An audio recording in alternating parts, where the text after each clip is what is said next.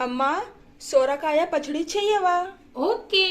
సోరకాయ పచ్చడి చేయడానికి ఫస్ట్ మనం సోరకాయ కట్ చేసుకోవాలి, దానిని పక్కన పెట్టుకోవాలి. ఆ తర్వాత కడాయి పెట్టుకోవాలి. కడాయిలో కొద్దిగా ఆయిల్ వేసి కొన్ని మెంతులు, జీలకర్ర, ధనియాలు, కొన్నిగా నేను వెల్లుల్లి వేసిన మన శనగపప్పు, ఎండుమిరపకాయలు వేసి మంచిగా వేయించాలండి. మంచిగా వాసన వస్తుంది. అప్పుడు మనము కొద్దిగా కొబ్బరికాయ వేయాలి. మీరు కావాలంటే పల్లీలు, నువ్వులు కూడా వేసుకోవచ్చండి. ఒక్కసారి కొబ్బరికాయ వేసి చేయండి ఫ్రెండ్స్, ఎంత బాగా పచ్చడి వస్తుందంటే నేను అస్సలు అనుకోలేనండి. ఆ తర్వాత తీసి మనం పక్కన పెట్టుకోవాలి. ఆ తర్వాత మనం అదే కడాయిలో కొద్దిగా ఆయిల్ వేసి నేను ఇక్కడ సోరకాయ, టమాటాలు, కొత్తిమీర, పుదీనా, కొద్దిగా చింతపండు వేసి మంచిగా వేయించాలండి. వాటర్ వేయకూడదు. అందులోనే కొద్దిగా ఉప్పు కూడా వేసుకుందాం. మంచిగా వేయించుకుందాం.